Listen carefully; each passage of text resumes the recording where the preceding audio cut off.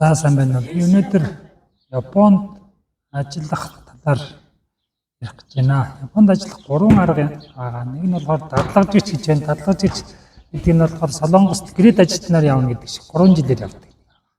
Тэгээ сонин тараана гэж байгаа үндсэн ажилтан гэдэг нь болохоор дээд мэргэжтэй хүмүүс, одоо барилгын инженер, компьютерийн хүмүүс яг компани ажилчдаар ажиллана гэсэн үг. Залин сайн.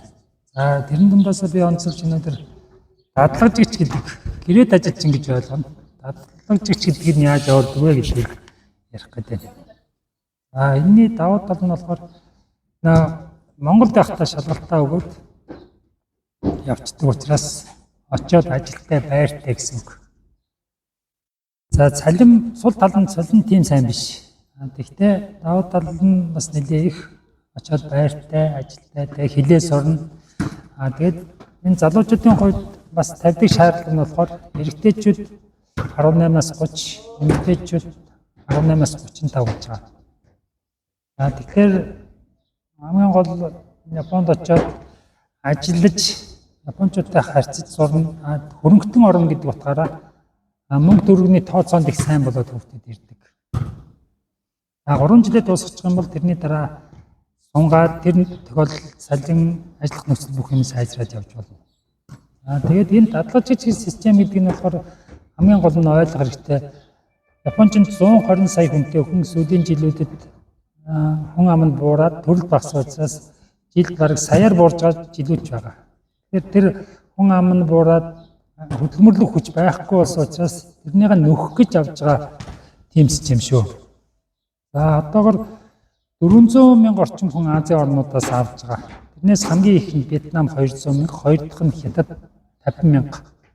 Монгол хэд байдгүй гэхээр ойролцоогоор 2 мянга орчим байгаа. Тэгэхээр тэр 400 мянган дотор 2 мянган зөвхөн монголчууд байгаа гэсэн үг. Тэгээд сүүлийн үед бас энэ тоо их нэмэгдэж байгаа. Япон руу ажиллах сонирхтой хүмүүс их нэмэгдэж байна. Энд бас нэг юм хэлэхэд ирээд төсөн даатгалаа буцааж явдаг. Тэр нь болохоор тэр нэг цалингийн хэмжээнээс хамаарат нэг 3-аас 5 сая ч юм уу 3 жилийн дараа эрэхтэй буцааж авнаа. Тэгээд энд хамгийн анхаарах зүйл нь болохоор Япон хилээ сайн сураад явах хэрэгтэй. Хилээ сайн сурахгүй бол очиод ажиллахад хэцүү шүү дээ.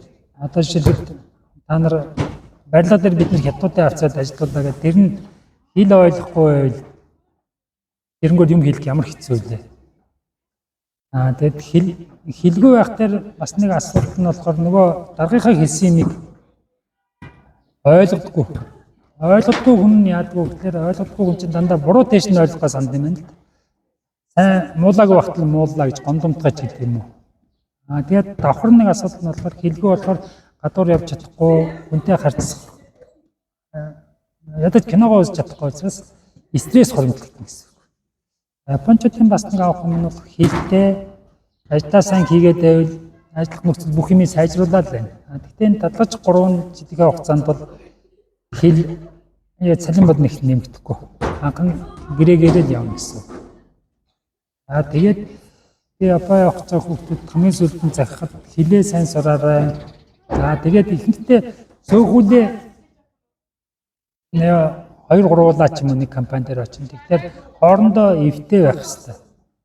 Би бас монголчуудаа гайхалтай очиод хүүхдүүд хоорондоо бас эвгүй байх тэх бол байдаг.